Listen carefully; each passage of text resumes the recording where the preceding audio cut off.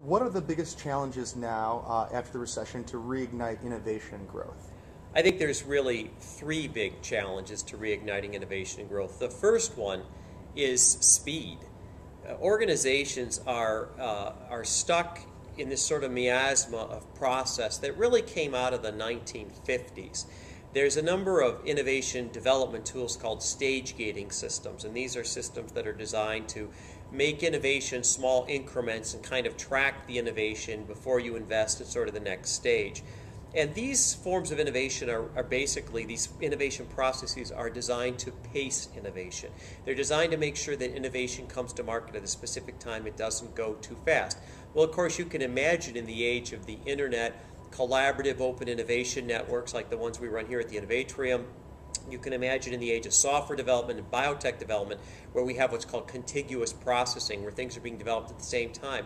This type of a process is akin to sort of the horse and buggy. It's an old idea that's made its way into sort of the modern corporation, largely because the people who came up in the organization were brought up on it, and they really don't know other sorts of tools to use. So the first one is speed. And young people, in particular millennials, are so facile with technology that they're developing things much faster. And it's something that major organizations need to learn after the recession, because remember, it's about time to market, and innovation is the only time-based form of value we have. It goes sour like milk. So if you don't hit innovation in time for the shelves at Christmas, or that drug doesn't come out before the competitor's drug, you sort of lose. The second big thing around what really stops innovation from happening is line of sight. A lot of innovation happens in various stages. Sort of the biggest stage is unlocking the secrets of nature. We sometimes call this blue sky research. And sort of the next phase is technological design, or sometimes this is called technology transfer. And then the final phase is often called application development. Well, the key is when we're doing these various stages of innovation, oftentimes we lose sight of what's upstream and what's downstream of us. So we could develop a very interesting technology, but we could get the application wrong. And there's a lot of examples of this in things like optical technologies, on where devices that could be used to look inside of shipping devices to make sure that there wasn't any terrorist activity are used in things like classrooms where they're not particularly useful. Other challenges about line of sight is that line of sight also happens not only between these three stages of innovations, but between customers and suppliers, and of course the aggregator or the OEM, the people who put the innovation together. So you have to keep those lines of sight open.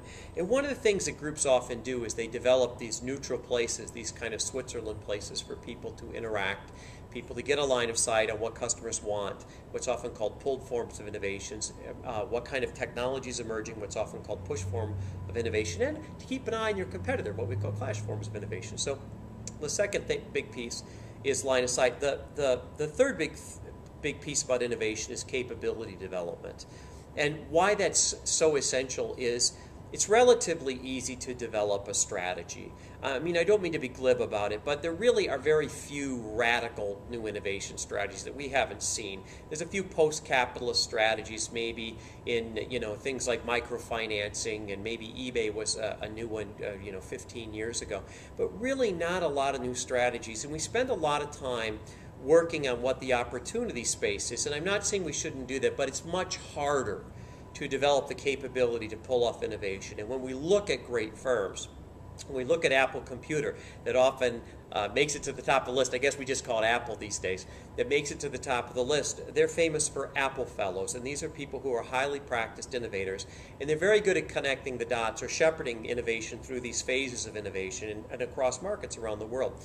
You see the same thing at 3M with the Carlton Society. You're going to see these kind of highly practiced people in all of these organizations, including universities, because that's how universities work. Senior professors teach junior professors teach doctoral students often teach undergraduates. And what you're really doing is you're developing a web of sustainability, so that when that senior professor or that guru professor sort of moves on, one way or the other, the next person is ready to take their place. And that's what you see in great innovation organizations. You see dynasties. Whether it's a great sports team or a great innovative organization, it's the next generation. And that becomes key. And what happens during recessions is that organizations often short the development of people, so that when the recession ends and growth is required, they're often short of those very people who could actually connect all the dots and shepherd innovation through the system.